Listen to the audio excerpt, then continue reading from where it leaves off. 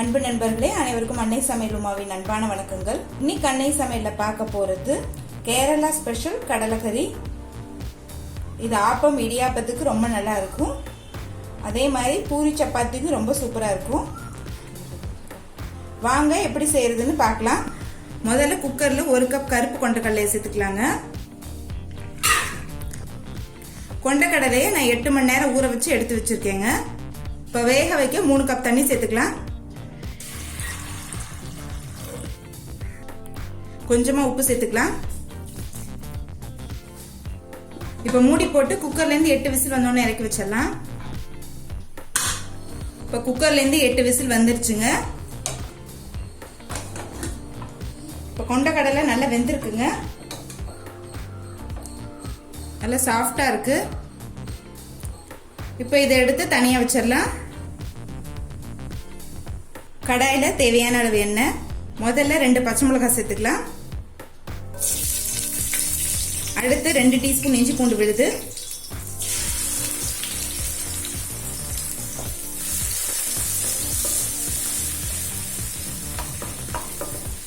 அடுத்தது 2 பெரிய வெங்காயம் சேர்த்துக்கலாம்.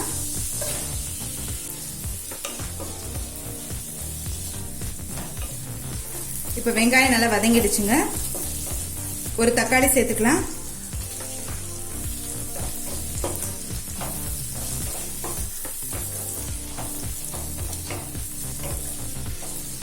தேவையான அளவு உப்பு. நம்ம ஏற்கனவே கொண்டக்கடலையிலே பாதி உப்பு போட்டிருக்கோம், அதனால இப்போ கொஞ்சமா தான் சேர்க்கிறேன். கொஞ்சம் மஞ்சத்தூள்,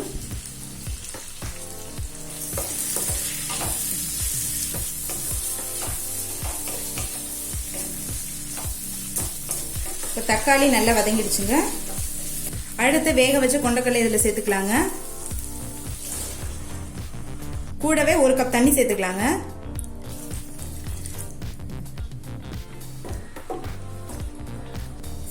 மூடி போட்டு ஒரு 5 நிமிஷம் ஸ்லோலே வச்சிடலாங்க. அதுக்குள்ள நம்ம மசாலா ரெடி பண்ணிக்கலாம். கடாயில தேவையான அளவு தேங்காய் எண்ணெய். நீங்க கடலைக்கறி தேங்காய் எண்ணெயிலே பண்ணீங்கன்னா டேஸ்ட் ரொம்ப நல்லா இருக்குங்க. முதல்ல 2 பட்டை, 2 கிராம்பு, 1/2 டீஸ்பூன் மிளகு, 1 டீஸ்பூன் சோம்பு,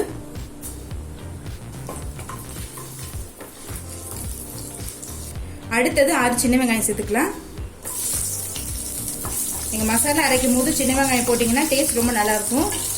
இப்போ அடுத்தது 1/2 கப் தேங்காய் துருவலை சேர்த்துக்கலாம்.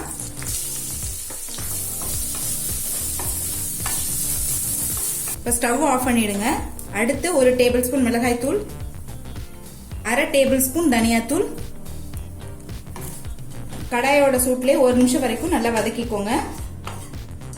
இப்போ 1 நிமிஷம் வரைக்கும் நல்லா வதக்கியாச்சு. இப்போ இது எல்லாத்தையும் தேவையான அளவு தண்ணி சேர்த்து மிக்சியில நைஸா அரைச்சுக்கலாங்க. இப்போ அடுத்து நம்ம அரைச்சு வச்சிருக்க மசாலாவை இதுல சேர்த்துக்கலாங்க.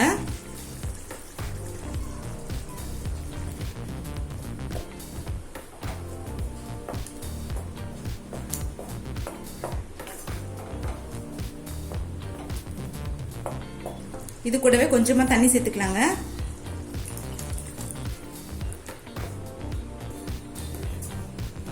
ஒரு 5 நிமிஷம் ஸ்லோல இருக்கட்டுங்க. இப்ப கடலைக்கறியை தாளிச்சிடலாங்க. 1/2 டீஸ்பூன் கடுகு,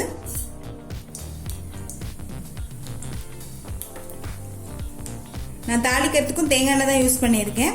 கடலைக்கறி ஃபுல் அண்ட் ஃபுல் தேங்காய் எண்ணெயிலே பண்ணீங்கன்னா டேஸ்ட் ரொம்ப நல்லா இருக்குங்க. அடுத்து 2 காஞ்ச மிளகாய், கொஞ்சம் கருவேப்பிலை, அடுத்து பொடியா நறுக்குன 5 சின்ன வெங்காயம் சேர்த்துக்கலாம். இப்போ சின்ன வெங்காயம் நல்லா வதங்கிடுச்சுங்க. இப்போ கடலைக்கறியை தாளிச்சிடலாம்.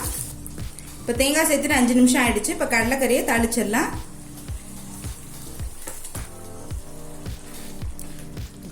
நீங்க கடைசியில் இது மாதிரி தேங்காய் எண்ணெய், கடுகு, கருவேப்பிலை போட்டு தாளிக்கிறதுனால கடலைக்கறி வாசனை ரொம்ப நல்லா இருக்கும். இப்போ கடலைக்கறி ரெடி ஆயிடுச்சுங்க. நம்ம சர்வ் பண்ணிடலாம். இப்போ சுவையான கேரளா ஸ்டைல் கடலைக்கறி ரெடி ஆயிடுச்சு.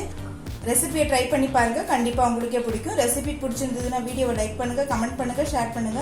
இதுவரைக்கும் அன்னை சமையல் சேனலை சப்ஸ்கிரைப் பண்ணலன்னா சப்ஸ்கிரைப் பண்ணுங்க. தேங்க்யூ.